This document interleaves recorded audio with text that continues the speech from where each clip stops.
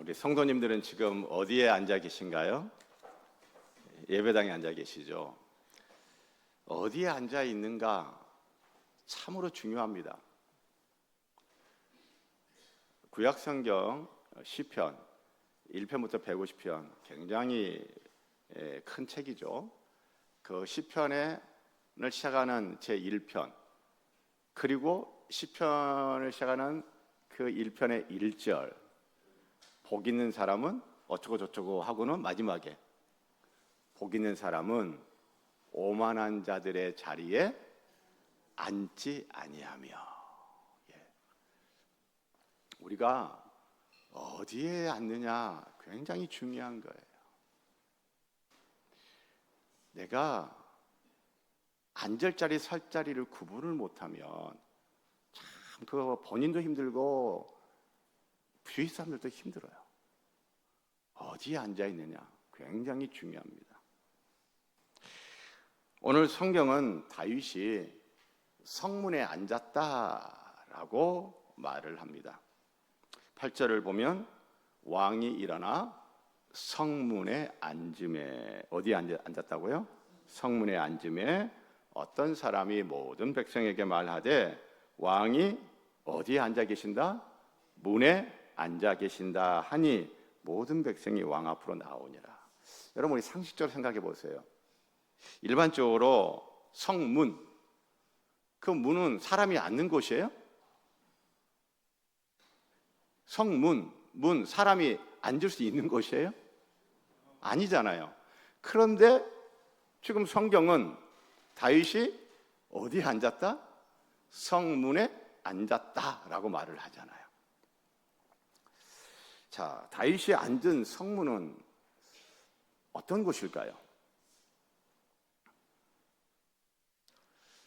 제가 예전에 이스라엘 방문했을 때 이스라엘 저 북쪽에서 남쪽까지 제가 싹 한번 돌았단 말이에요. 그러면서 저 북쪽에 단이라는 도시를 방문을 했어요. 전에 지리의 발견을 통해서 제가 이야기를 했고 여러 번 제가 말씀을 드렸지만 이스라엘 땅, 가나안 땅 전체를 표현할 때 어떻게 표현합니까? 단에서 부엘세바까지. 이스라엘 최북단 도시 단, 최남단 도시 부엘세바, 단에서 부엘세바까지. 우리 한반도 전체를 표현할 때 어떻게 표현해요? 백두에서 한라까지. 그 표현이에요. 바로 그 이스라엘 가나안 땅 전체를 표현할 때 북쪽에 있는 도시 단, 그 단을 방문을 했는데 그 고대 성곽 유적들이 남아 있어요. 자, 그래서 제가 그때 방문해서 찍은 사진 제가 보여드리면서 다윗이 앉은 성문이 어떤 곳인지 제가 설명을 해드리겠습니다. 자, 한번 사진을 같이 보시겠습니다. 저거 제가 찍은 사진이에요. 제가 찍은 사진에다가 제가 이제 글씨를 넣었는데, 자, 지금 성문이라고 적혀져 있는데 거기에 예전에 성문 문짝이 있었어요. 그러나 이제 세월이 많이 흘러서 척조 구조물만 남아 있고 성문 문짝은 없는 거죠. 저게 성문 문짝이 있다고 생각하세요. 성문이 있습니다. 성문을 열고 들어가면 저 안쪽에 동그랗게 표시해가지고 흰 글씨로 뭐라고 적혀져 있죠? 단상. 성문을 열고 들어가면 단상이 있어요. 자, 그러면 저 단상이 어떻게 생겼는지 제가 그것도 그때 제가 가까이 가서 사진을 찍었어요. 한번 보겠습니다. 저렇게, 자, 단이 있고 단 네 기퉁이에 동그란 돌 구조물 있죠. 저게 뭘까요? 그러니까 오랜 세월이 지나니까 돌 구조물만, 석조 구조물만 남고 다 없어진 거예요. 자, 그래서 AI가 재현한 이미지를 볼게요. 여기까지는 제가 찍은 사진이에요. 여기에 AI가 재현했습니다. 그 네 기퉁에 동그란 돌 있잖아요. 그 기둥 이렇게 세우고 위에 지붕 덮어놓고, 그리고 저 안에 의자가 있었을 거예요. 바로 다윗이 성문에 앉았다라고 하는 것은 바로 어디에 앉은 거예요? 저기에 앉은 거예요. 저기에. 자, 여러분, 고대 이스라엘과 주변 지역의 왕들 또 각 성의 영주들은요, 성문에 앉아 백성들을 만나고 재판을 했습니다. 구약성경 아모스 5장 15절에 보면 너희는 악을 행하고 선을 사랑하며 성문에서, 어디에서? 성문에서 정의를 세울지어다. 그러니까 정의를 세우는 장소가 어디예요? 성문. 자, 그러니까 성문에서 정의를 세우는 곧 사법적 행위가 이루어진다라는 거예요. 성문에서 사법 정의를 이루어라. 그러니까 성문은 사법적인 행위가 이루어지는 곳이다라는 겁니다. 룻기를 보면 보아스와 룻의 이제 사랑 이야기를 통해서 언약 그리고 복음을 이야기하는데, 자, 보아스가 룻을 아내로 맞이하는 그 과정 가운데 이런 이야기가 있습니다. 룻기 4장 1절에 성문으로 올라가서, 보아스가 어디로 올라갔어요? 성문으로 올라가서 거기 앉아 있더니 마침 보아스가 말하던 기업 물을 자가 지나가는지라. 보아스가 그에게 이르되 아무개여 이리로 와서 앉으라. 그가 와서 앉음에, 여러분, 룻이라는 여인의 그 집안에 남자들이 이제 다 죽고 없잖아요. 그래서 그 기업 물을 1순위가 어떤 사람이 있어요. 보아스는 1순위는 아니야. 근데 이 1순위가 나는 그 기업 물을 책임 난 감당 안 할 거야. 뭐 그런다 해가지고 내 재산 되는 것도 아닌데 내가 그 짓을 왜 해? 나 그거 안 할 거야. 나한테 이득 되는 것도 없는데 하면서 기업 물을 책임 1순위자가 안 하겠대요. 그래서 2순위자인 보아스가 그럼 내가 그 기업 물을 책임을 감당하겠다 라고 해서 룻과 보아스가 결혼하게 되어지는데, 바로 그 성문에 앉아서 기업 물 순위 1순위와 2순위가 법적인 절차에 대해서 이야기를 하는 거예요. 자, 그러니까 고대 이스라엘 성문은 단순히 사람이 드나들고 물자가 드나드는 출입구만이 아니라 재판, 행정, 그리고 공적인 만남이 이루어지는 장소가 바로 성문입니다. 자, 그러니까 다윗이 성문에 앉았다라고 하는 것은 다윗이 왕의 책임을 감당하기 시작했다라고 하는 의미입니다. 자, 그런데 오늘 본문을 보면 다윗이요, 본문 시작할 때 처음부터 성문에 앉아 있었어요? 아니면 다른 곳에 있었어요? 다른 곳에 있었죠. 다윗은 오늘 본문 시작할 때 성문에 앉아 있지 않았습니다. 다윗은 아들 압살롬의 죽음으로 인해 큰 슬픔 가운데 울고 있었어요. 1절을 보시면 어떤 사람이 요압에게 이르되 아뢰되 왕이 압살롬을 위하여 울며 슬퍼하시나이다.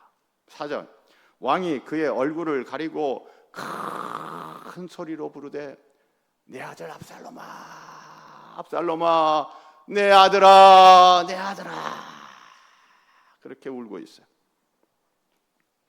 여러분, 아들을 잃은 슬픔 얼마나 큽니까? 그 아들을 잃은 슬픔 충분히 공감할 수 있습니다. 그런데 여러분 다시 생각해 보세요.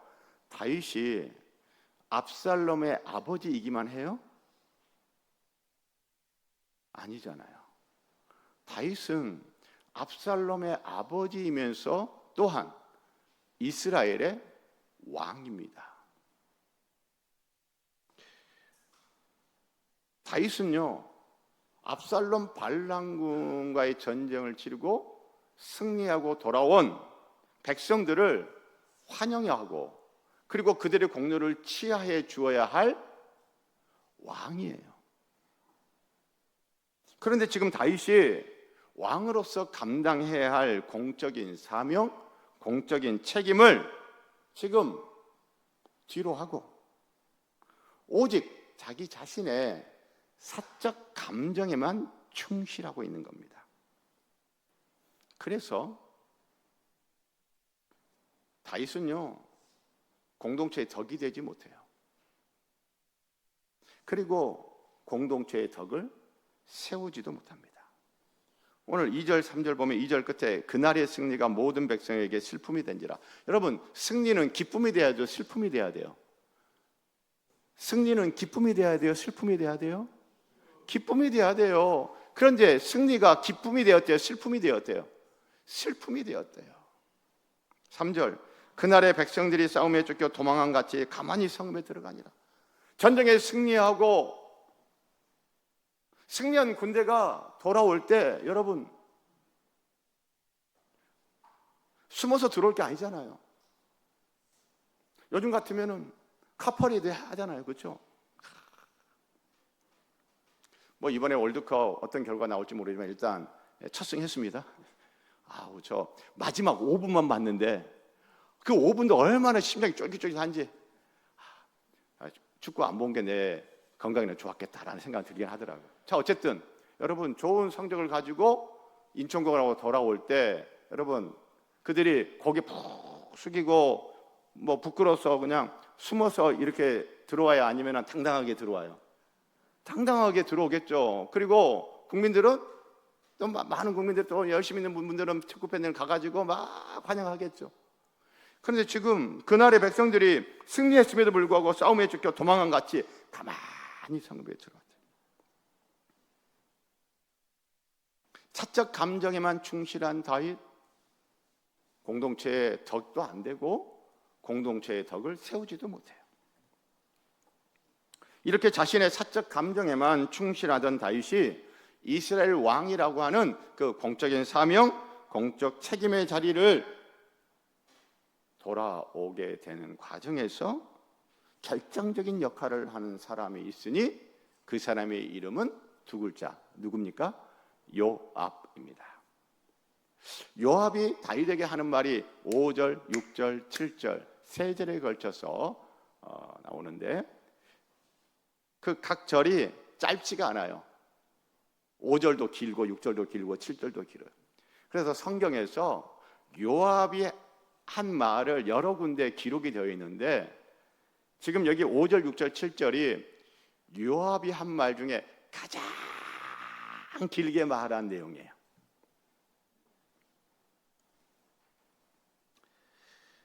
자, 한번 봐봅시다.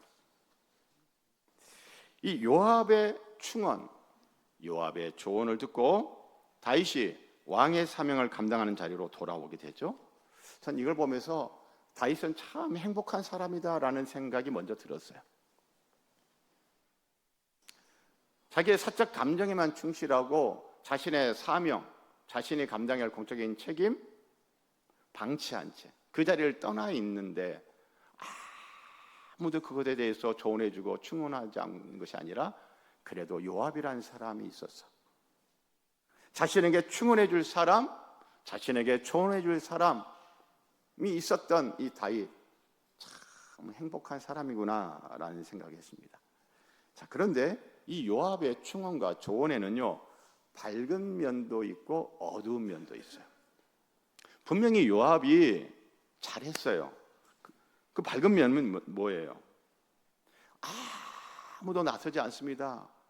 왕이 너무너무 슬퍼하니까 막 꺼이꺼이 울면서 내 아들 압살롬아, 압살롬아, 내 아들아, 내 아들아. 그러니까 그 누구도 감히 다윗 앞에 가서 말을 못하는 거예요. 그 누구도 나서지 않을 때 나서서 충원하고 조언한 요압은요 침묵하지 않고 필요한 말을 하는 용기 있는 사람이었어요. 여러분, 이런 요압의 용기는요 여러분과 제가 좀 닮았으면 참 좋겠습니다. 가정에서 또 일터에서 또 교회에서 분명히 공적 사명, 공적 책임의 자리가 있는데 자기 힘들다고, 자기 슬프다고, 자기 마음 아프다고, 그래서 자기의 사적 감정에만 매몰되어 있는 사람, 아무도 뭐 이야기 안 해줄 때 그 말을 하는 게 쉽지가 않지만 그래도 충원해주고 조언해주는 용기 있는 사람, 요압. 저와 여러분에게 이런 요압의 용기가 있으면 참 좋겠습니다. 자, 그런데 요압이 정말 충원하고 조언했어요. 그래서 사적 감정에 충실한 다윗으로 하여금 다시 공적 사명의 자리로, 공적인 책임을 감당하는 자리로 돌아오게 하는데 결정적인 역할을 했어요. 참 잘했어요. 좋은 일을 했어요. 그런데 요압이 다윗에게 하는 말의 내용을 우리가 좀 자세히 들여다볼 필요가 있어요. 왜 성경이 요압이 한 말을 이렇게 여기서는 길게 소개를 해주고 있는지. 요압이 평생 살면서 이렇게 길게 말한 게 이때뿐이겠어요? 아니잖아요. 그런데 성경은 굳이 이 대목에서 다윗이 한 이 말을 여기에서 길게 소개를 해주는 것은 어떤 의미가 있어요. 우리가 자세히 들여다봐야 돼요. 한번 보십시다. 5절. 요압이 집에 들어가서 왕께 말씀드리되 왕께서 오늘 왕의 생명과 왕의 자녀의 생명과 처척과 비빈들의 생명을 구원한 모든 부하들의 얼굴을 부끄럽게 하시니. 자, 여러분, 오늘 왕의 생명을 구원한 모든 부하들의 얼굴을 부끄럽게 했다라는 요압의 말, 여러분 진실이에요, 진실이 아니에요? 진실이죠.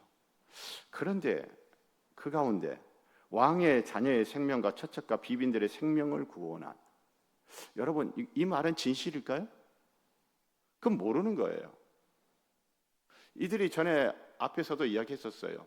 다윗 왕이 전쟁에 직접 출전하려냐 하니까 지금 발람군이 노리는 목숨은 다윗 왕 당신 혼자뿐이니 당신이 죽으면 끝입니다. 그래서 다윗으로 출전하지 않게끔 했잖아요. 압살롬의 발람군이 다윗의 아들들, 다윗의 여러 아내들을 다 죽였을 수도 있겠죠. 그러나 반드시 다 죽였을 것이다라고 우리가 확정하여 말할 수도 없는 거예요. 그래서 이 내용은 여러분, 오늘 왕의 생명을 구원한 모든 부하들 얼굴을 부끄럽게 하시니, 이 대목은 진실이야. 그러나 그 뒤의 내용들은 진실일지 아닐지 모르는 거예요. 그리고 조금은 좀 과장되어서 좀 극단적인 상황을 상정한 과장된 표현일 가능성이 높아요. 6절을 가보십시다. 이는 왕께서 미워하는 자는 사랑하시며 미워하는 자 압살롬은 사랑하시며, 이건 진실이죠. 그러나 그 다음 사랑하는 자는 미워하시고.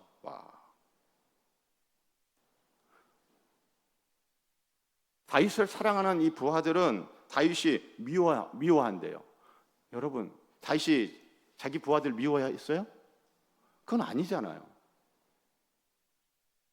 그 다음 오늘 지휘관들과 부하들을 멸시하심을 나타내심이라. 이런 거 보니까 지금 왕에게 우리는 아무것도 아니네요. 왕이 우리를 이렇게 멸시하고 이렇게 우리를 무시하시네요. 여러분, 다윗에게서 요압과 자기의 부하들이 아무것도 아닌가요?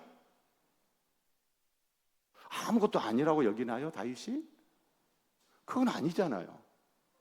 근데 요압은 그렇게 말을 해요. 그 다음 오늘 내가 깨달으니 만일 압살롬이 살고, 다윗이 압살롬 살리고 싶었죠, 그렇죠? 그건 진실이야. 그럼 그 다음 오늘 우리가 다 죽었다면 왕이 마땅히 여기실 뻔하였나이다. 다윗 왕이 요압을 비롯해서 자기 부하들이 다 죽기를 바랬습니까? 그건 아니잖아요. 근데 요압은 다윗이 지금 그렇게 생각한다고 지금 그렇게 말을 하고 있어요. 그 다음 7절. 이제 곧 일어나 나가 왕의 부하들의 마음을 위로하여 말씀하옵소서. 지금 동사가 3개 사용됩니다. 히브리어 성경을 보면 동사가.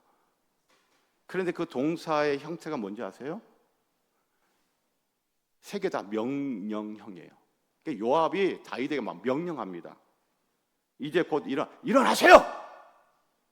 나가세요. 왕의 부하들의 마음을 위로하여 말씀하세요. 일어나세요, 나가세요, 말씀하세요 라고 요압이 다윗에게 명령합니다. 그리고 그 다음, 내가 여호와를 두고 맹세하옵나니 왕이 만일 나가지 아니하시면 오늘 밤에 한 사람도 왕과 함께 머물지 아니할지라.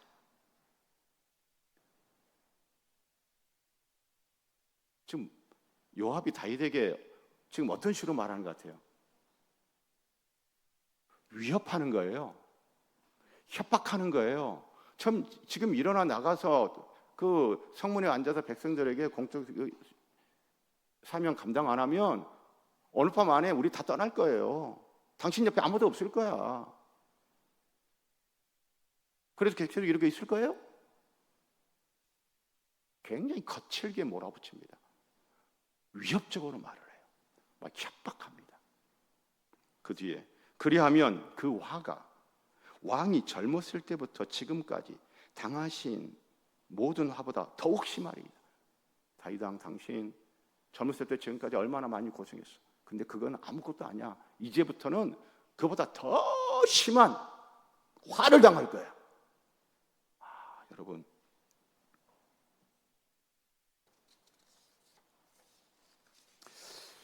요압이 다윗에게 충언과 조언을 해서 다윗이 사적 감정에 충실한 자리에서 일어나 나와 성문에 앉아 사명의 자리로 나오고 자신의 공적 책임을 감당하게 하는데 기여했어요. 잘한 거예요. 훌륭한 거예요. 그런데 그 과정에서 그가 말한 내용을 보면 처음에 한마디만 진실이고 나머지는 대부분 극단적 표현, 과장되고, 그렇죠? 예. 그리고 진실이 아닌 자기가 해석한 것을 진실인 양 막 이야기하면서 위협적으로 말하고 협박적으로 말을 하는 이 요압. 여러분, 그래서 요압은요, 참 중요한 일을 하고 훌륭한 일을 하고 좋은 일을 했음에도 불구하고 이런 요압의 끝은 좋지가 않아요. 여러분, 뒤에 사무엘하 열왕기로 가면 이런 요압은요, 끝이 좋지가 않아요.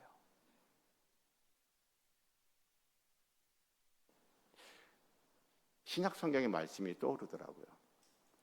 에베소서 4장 15절에 오직 사랑 안에서 참된 것을 하여.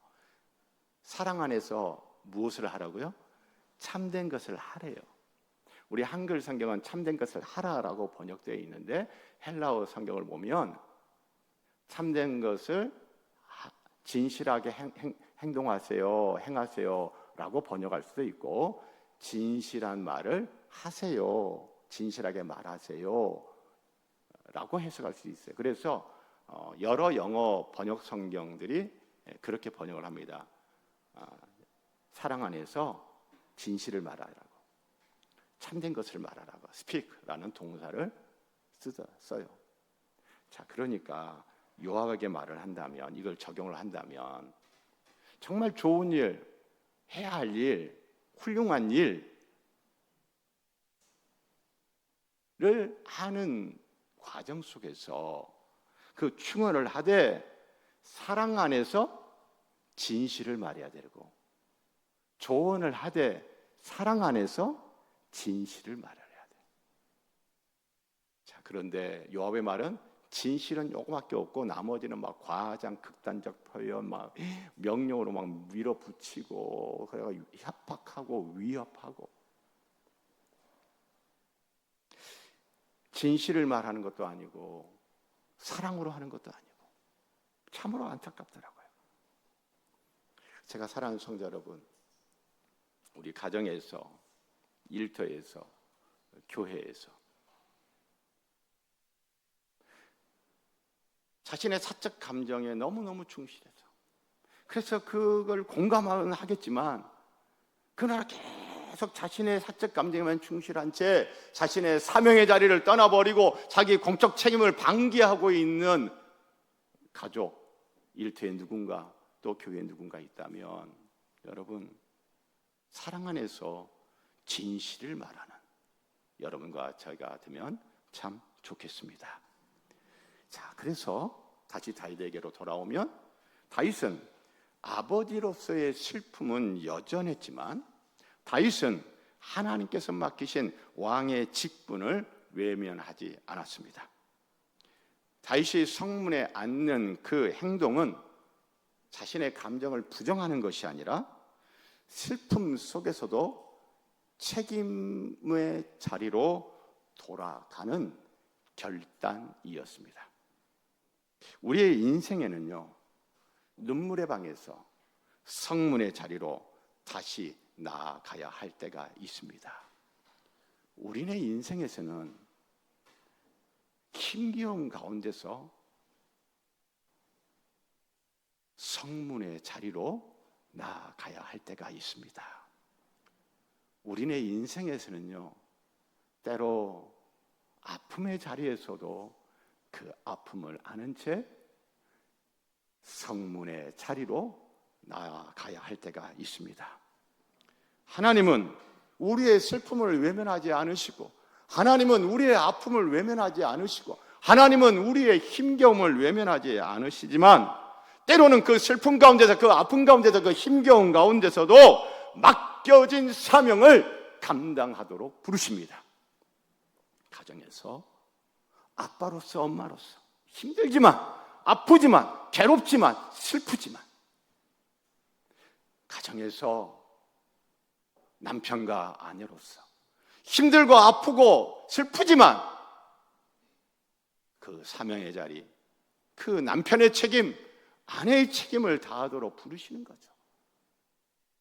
우리 일터에서 정말 못해 먹겠네. 여러분, 그 힘겨움, 그 아픔, 그 슬픔 가운데서도 그 사명의 자리로 그 책임을 감당하도록 하나님은 우리를 부르십니다. 교회에서도 마찬가지죠.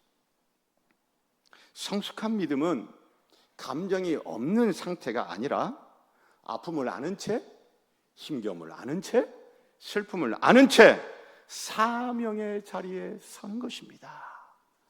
성숙한 믿음은요, 그 슬픔과 아픔과 힘겨움을 아는 채 내가 감당해야 할 책임의 자리에 서는 것입니다.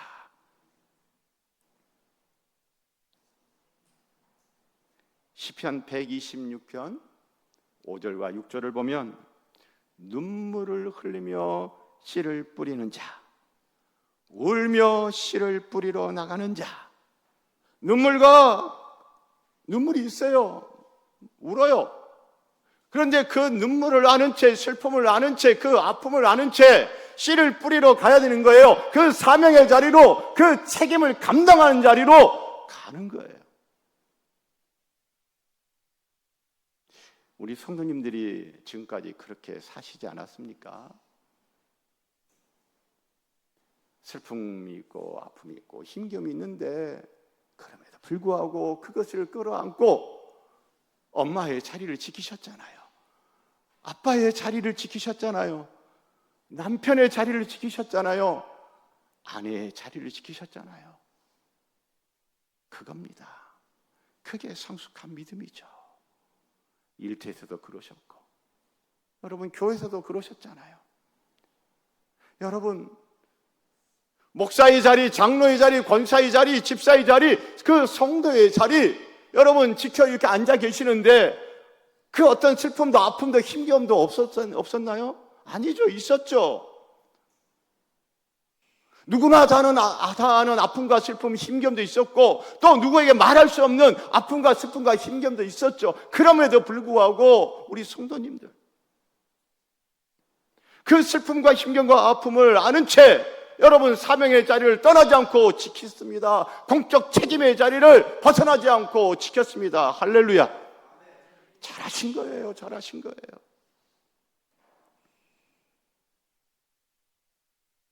오늘 혹시 슬픔의 방, 아픔의 방, 힘겨움의 방에 계신 분 계십니까? 주님이 말씀하십니다. 내가 너의 아픔, 너의 슬픔, 너의 힘겨움 내가 알지. 그러나 언제까지 거기 있을 거니? 이제 성문의 자리로 가거라. 성문의 자리로 가거라. 여러분, 내가 있어야 할 자리가 어디입니까? 사명의 자리예요. 우리가 있어야 할 자리가 어디예요? 직분의 자리예요. 내가 있어야 될 자리가 어디입니까? 내 책임을 감당하는 자리예요. 오늘 설교 제목을 우리 다 함께 큰 소리로 시작.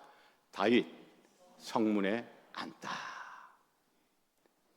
그 다윗 이름이 있는 그 자리에 내 이름을 넣으면 좋겠어요. 나필성 성문에 앉다. 우리 장로님 한 분이 아멘해 주셔가지고 제가 힘을 얻어 성문에 앉겠습니다. 일부 예배 때는 아멘 하신 분이 아무도 안 계셔가지고 제가 그랬어요. 나필성 성문에 앉다. 조용. 우리 성도님들 반응 보니까 제가 담임 목사 자리 안 지켜도 담임 목사로서 충성되게 사역 안 해도 괜찮을 것 같습니다. 그러니까 또 아니래. 우리 장로님 한 분 해주셔서 너무 감사한데 제가 다시 해볼게요. 나필성 성문에 앉다. 할렐루야. 이제 그 다윗이란 이름의 자리에 본인 이름 넣어서 한번 크게 해보세요. 시작. 아멘. 우리 찬송가 212장을 보면요, 겸손히 주를 섬길 때 괴로운 일이 많으나 구주여 내게 힘주사 잘 감당하게 하소서. 여러분, 가정에서, 일터에서, 교회에서 그 사명 감당하려면, 그 직분 감당하려면 여러분 쉽지 않잖아요. 힘들 일도 꽤 있죠. 그러나 여러분, 주께서 주신 힘을 얻어 잘 감당하는 우리면 좋겠습니다. 2절 말씀 보세요. 인자한 말을 가지고 사람을 감화시키며, 요압이 이렇게 인자한 말로 다윗에게 조언하고 축원했으면 얼마나 좋았을까. 그런데 이게 참 쉽지가 않은 것 같아요. 가정에서 우리 부모님들, 자녀들 갈 길을 잃은 무리를 갈 길을 잃은 자녀처럼 잘 인도하고 싶은데 인자한 말이 아니라 막 어떻게 나와요? 아빠가 엄마가 그냥 자기 자녀들 그냥 인자한 말이 아니라 막 요압이 그래서 요압이 그래서 좋은 일하고 바른 일하고 멋진 일하고 훌륭한 일을 했는데 끝이 안 좋잖아. 여러분, 가정, 일터, 교회에서 우리 어떠한 말로? 인자한 말로, 사랑 안에서 진실을 말하는 인자한 말로 사람을 감화시키며 갈 길을 잃은 무리를 잘 인도하게 하소서. 우리 곡정 있는 기도로 오늘 말씀을 기억하면서 우리 함께 찬송합니다.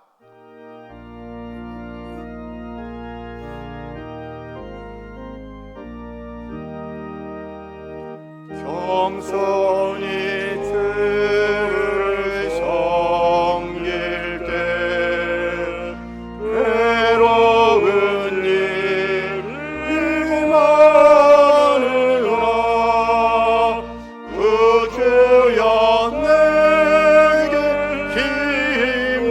힘주사 잘 감당하게 하소서. 인자한 말을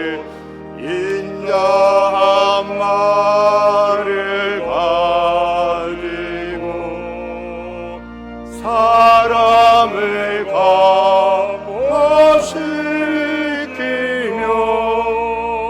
갈 길을 잃은 무리를 잘 인도하게 하소서. 구주의 귀한 인내를 깨달게 하시고 그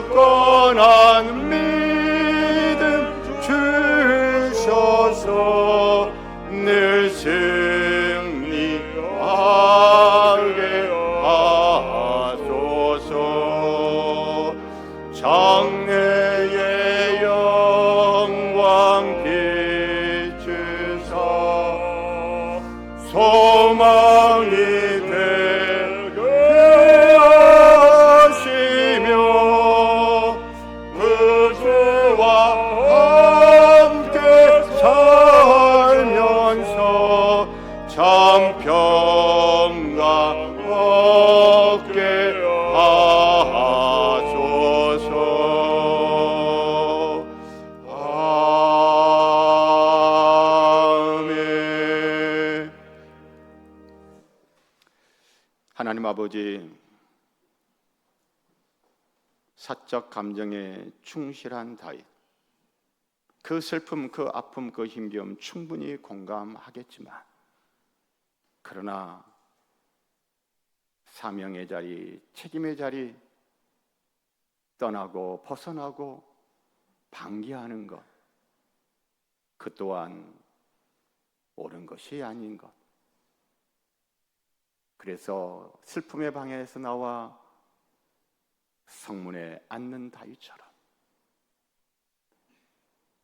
우리도 혹 슬픔, 아픔, 힘겨움 겪는다 할지라도 그 슬픔을 아는 채, 아픔을 아는 채, 힘겨움을 아는 채 성문에 앉는 우리에게를 소원합니다.